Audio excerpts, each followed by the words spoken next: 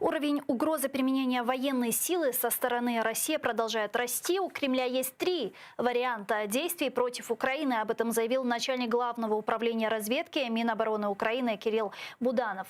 Вот что он сказал. Давайте послушаем, что это за три варианта развития событий. Демонстрація сили біля держкордону України є в окупованому Криму шляхом проведення заходів військового характеру. Військова операція Збройних сил Російської Федерації з метою вирішення проблеми водопостачання Криму із захопленням частини території південних областей України. Провокація підрозділів Об'єднаних сил України в реалізації військових дій на тимчасово окупованій території Донбасу з подальшим звинуваченням України в порушенні наявних домовленостей. К нашему эфиру присоединяется Игорь Лапин, народный депутат Украины 8-го созыва, адвокат, участник российско-украинской войны. Пане Игорю, витаю вас. Селям алейкум.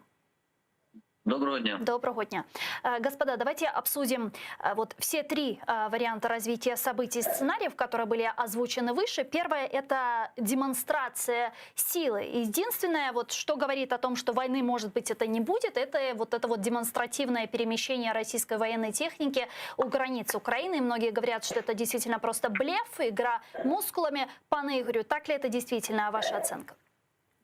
Ну, дивіться, справа в тому, що якщо ми говоримо про можливість і неможливість безпосереднього вторгнення російських збройних сил на територію України, то я вважаю, що цих сил і засобів, які сьогодні скупчилися навколо наших кордонів, їх є явно недостатньо.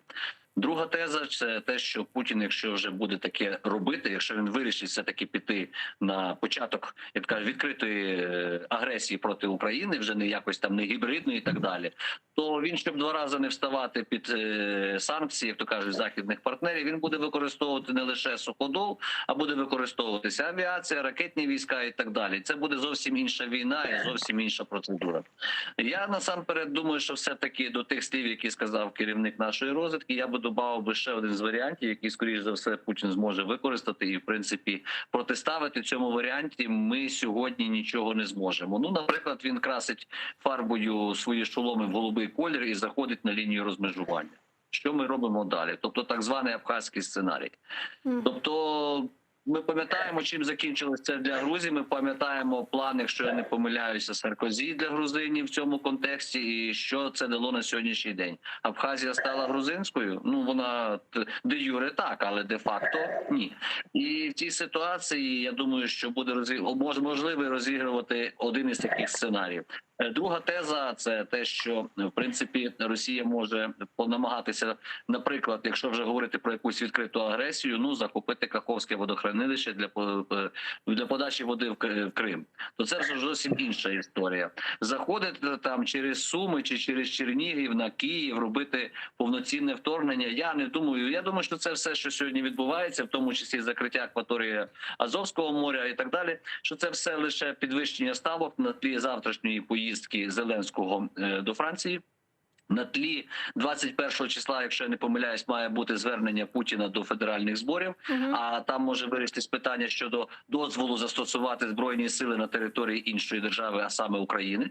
От і це такі головні маркерні такі точки.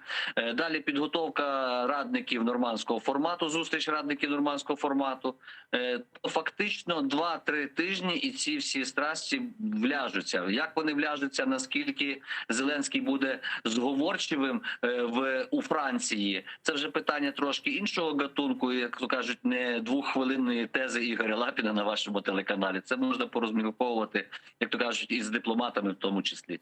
Пане Валерію, що скажете, який варіант розвитку событий найбільш вероятний, як вам видиться? Ну, всі три треба розглядати. Ймовірності є і відсотки різні також. Все справді буде залежати від завтрашньої зустрічі у саме такому напівнормандському форматі, тому що тут несподівано якось так доєдналась пані Меркель до цієї розмови, і це є показовим те, що завтра будуть обрабатувати Зеленського. Вибачте за цей такий фразеологізм, але це так найбільш чітко буде виглядати. І звісно, що присутніх військ вона додасть для того, щоб Зеленський був більш зговірливий у тих намаганнях. А те, що Ну що нового скаже Франція і Німеччина? Безвідносно там Меркель, чи то був Оланд раніше, а нині Меркель. Франція залишається на позиції безумовно виконання мінських угод. В цій частині показовим є саме останній телефонний дзвінок Байдена до Путіна і 2 релізи, які з'явилися за підсумками. Якщо дивитися реліз Кремля, там чітко по Україні прописано безумовно виконання мінських угод. На сайті Білого Дому, звісно, про мінські угоди згадки немає, але говориться там про суверенітет. Тому ми чітко ще раз повинні зафіксувати собі наступну тезу, що все рухається до того, щоб примусити сьогодні уряд і владу країни виконати підписані в 2015 році мінські угоди.